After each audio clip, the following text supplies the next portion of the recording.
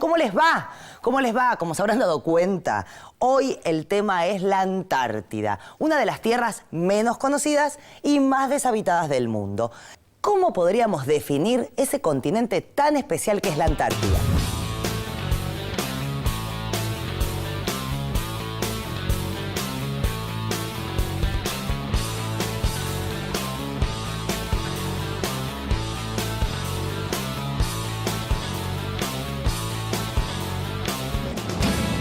Bueno, la Antártida es el cuarto continente más grande del mundo. Su ubicación ya la vimos en el mapa.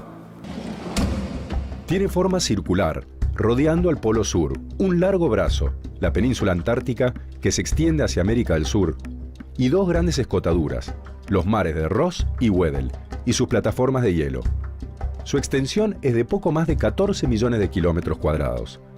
Pero hay que aclarar, en verano, porque en invierno, con la cantidad de hielo que se forma a su alrededor, esa superficie se duplica. Es un espacio de encuentro, una tierra que puede ser ejemplo para toda la humanidad. Un continente donde se da algo único, porque está reservada a fines pacíficos, en la que científicos de muchos países colaboran entre sí. Aunque esto no siempre fue de esa manera, ya que en algún momento en la Antártida hubo problemas realmente muy graves. Surgió el Tratado Antártico en 1961. Aclaremos que un tratado es un documento con lo decidido en negociaciones entre gobiernos, para resolver diferencias sobre algún tema. Mediante este tratado, 12 países se comprometieron a compartir la administración de la Antártida y garantizar su utilización con fines pacíficos y la cooperación internacional en investigaciones científicas. Un hecho importante fue que para evitar la guerra se prohibió el uso de armas nucleares y los militares solo pueden estar para apoyar a la actividad científica. Y los países firmantes del Tratado Antártico son Argentina, Australia, Bélgica, Chile, Francia, Japón, Nueva Zelanda, Noruega, Sudáfrica, la antigua Unión de Repúblicas Socialistas Soviéticas, Gran Bretaña y Estados Unidos. Pero recién, en 1831, el continente fue avistado por primera vez y la península antártica fue descubierta en 1839. Fue recién a principios del siglo XX que comenzó a haber una presencia permanente en la Antártida. ¿Y quiénes fueron? ¿Los Estados Unidos? ¿Reino Unido? En realidad, ninguna de esas grandes potencias, sino que fue nuestro país. El 22 de febrero de 1904, la Argentina fue el primer país en establecer una estación meteorológica permanente en la isla Laurie de Orcadas del Sur, a diferencia de las otras instalaciones de principales potencias que en ese momento eran temporales. Esto quiere decir que Argentina fue el primer país en establecerse en forma permanente, o sea, todo el año en territorio antártico. Sí, pero luego de 40 años, potencias como el Reino Unido, Francia, Estados Unidos y España comenzaron a instalar bases permanentes, ya que se encontraban muy interesadas en explotar los recursos marinos. En las primeras décadas del siglo XX, algunas potencias europeas comenzaron a establecer algunas bases foqueras y balleneras temporales en el continente antártico. Y acá viene el punto clave y que te interesaba especialmente, Ernestina. Estos países comenzaron a reclamar derechos de soberanía. Estamos hablando de reclamar porciones de la Antártida como propias, como territorio de esos países. ¿Cuáles fueron las primeras potencias que se instalaron luego de Argentina? En 1908, Gran Bretaña se estableció en la península antártica con una base temporaria, Islas Georgias del Sur y Sandwich del Sur, bajo dependencia de las Islas Malvinas, que fueron ocupadas ilegalmente por Gran Bretaña y en 1962 declararon el territorio antártico británico. En 1923, Nueva Zelanda estableció la dependencia de Ross bajo su administración. En 1924, en Francia, se firmó un decreto presidencial por el cual se reservaban derechos sobre una zona conocida como Tierra Delia. En 1931, Noruega proclamó tierras antárticas bajo su soberanía y en 1933 Australia estableció el territorio antártico australiano. Ay, profe, hasta ahora estamos hablando de Inglaterra, de Francia, de Noruega y los argentinos y los chilenos, que somos los que más cerca estamos de la Antártida. Bueno, en 1940, Chile, mediante un decreto presidencial, estableció el territorio antártico chileno y 3 años después, nuestro país estableció el territorio antártico argentino. Los países que reclamaron soberanía sobre distintas tierras de la Antártida fueron 7. Inglaterra, Francia, Nueva Zelanda, Australia, Noruega, Chile y la Argentina.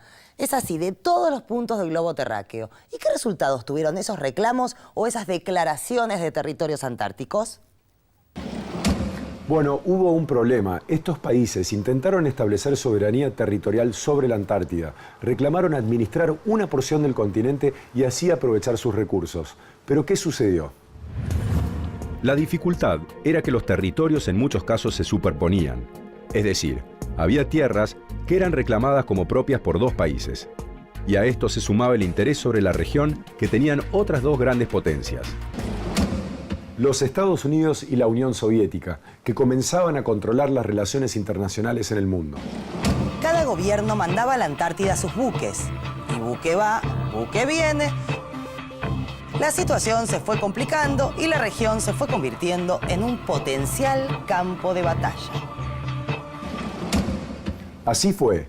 Los países crearon un espacio de encuentro y de entendimiento entre los gobiernos, los que reclamaban soberanía y otros con distintos intereses sobre el continente. Y así se firmó el Tratado Antártico. ¿Y qué permitió el Tratado Antártico? En principio, resolver esa situación de posibles conflictos. El tratado definió qué actividades podrían realizar los estados en ese continente y puso en un segundo plano, al menos por un tiempo, los reclamos de soberanía. La actividad principal sería la investigación científica. El Tratado Antártico se firmó en Washington, capital de los Estados Unidos, el 1 de diciembre del año 1959, por representantes de 12 países. A los 7 que habían planteado reclamos territoriales se le sumaron Bélgica, Japón, Sudáfrica, la Unión Soviética y el anfitrión, Estados Unidos.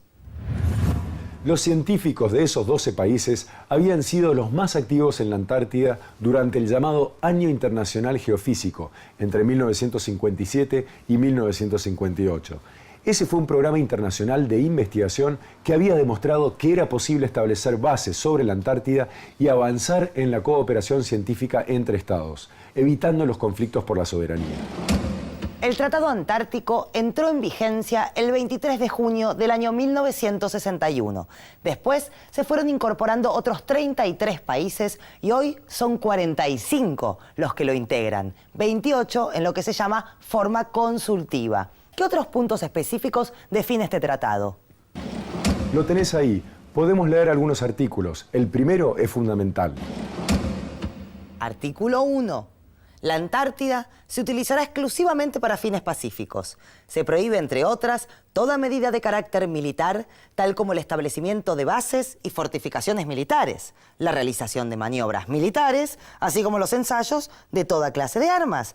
Pero esto está clarísimo. En la Antártida, ni maniobras militares, ni armas, totalmente prohibidas, ¿no, profe? Sí, acá hay algo que aclarar. El tratado no impide que se establezca en la Antártida personal militar, pero siempre y cuando esté dedicado a apoyar la investigación científica o a otros fines pacíficos. Así la Antártida no puede ser escenario de ningún tipo de batallas ni de guerras. Pasemos al artículo 2, que marca algo importante sobre la actividad científica. A ver, artículo 2, acá está.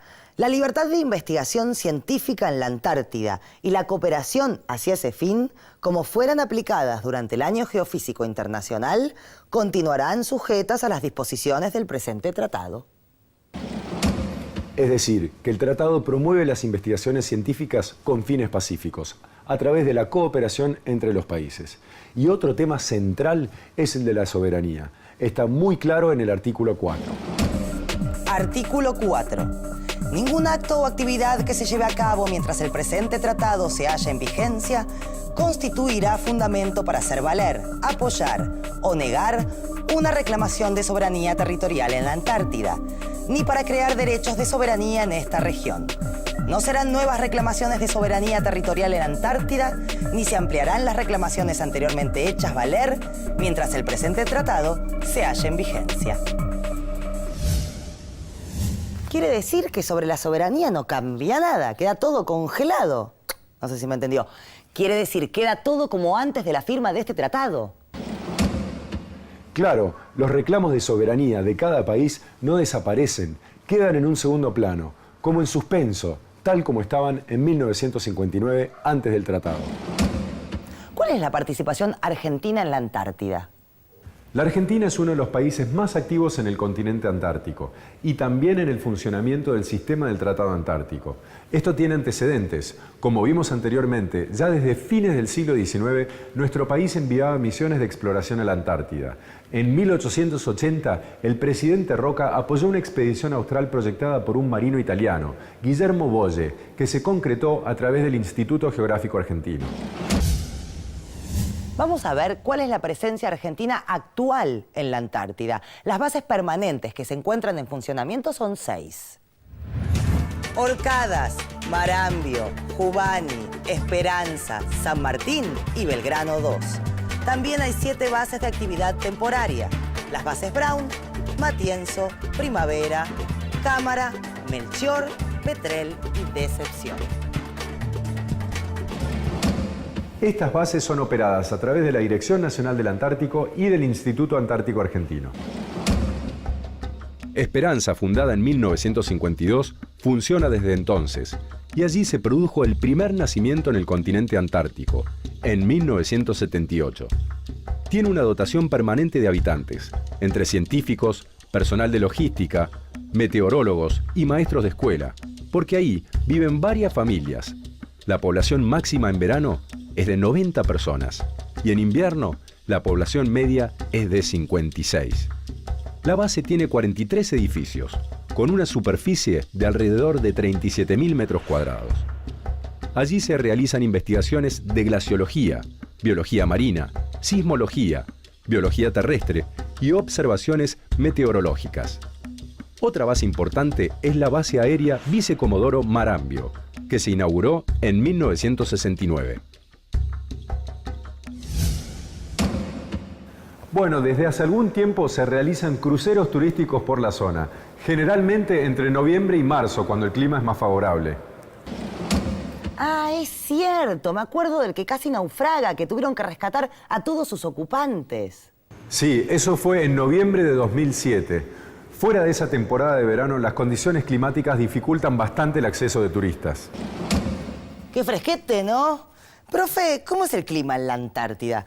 Es obvio que es frío. Con solo ver esta campera basta para darse cuenta, pero lo que quiero saber es si hay diferencias entre las estaciones. Por ejemplo, si hay una época de muchas lluvias o cómo es el día o la noche. Bueno, hay diferencias entre estaciones dentro del clima frío que se da durante todo el año. La variación va de los 0 a 2 grados hasta las mínimas de menos de 50 grados bajo cero. ¿50 bajo cero? Pero eso ni lo marca el termómetro.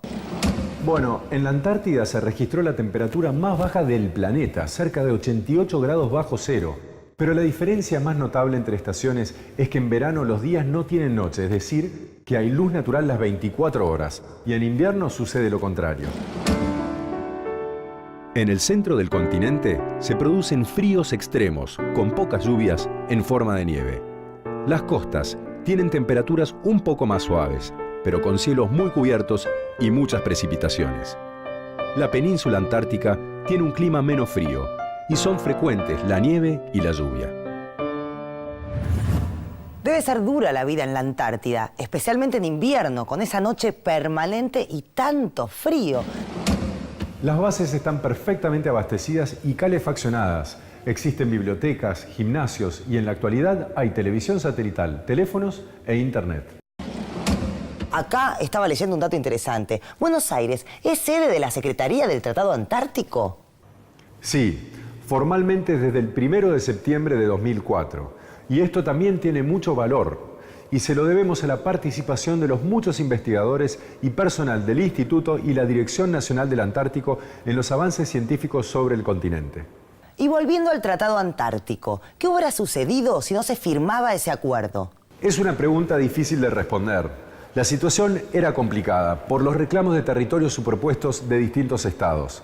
El interés de las grandes potencias se fundamentaba en la explotación de los recursos de la región, como las focas y otros recursos marinos y geológicos. Una explotación sostenida de esos recursos en la Antártida hubiera provocado grandes impactos ambientales. Eso sí podemos afirmarlo. Y el tratado y todo el sistema del Tratado Antártico se convirtió en un resguardo de este territorio para mantenerlo como un patrimonio mundial para las futuras generaciones.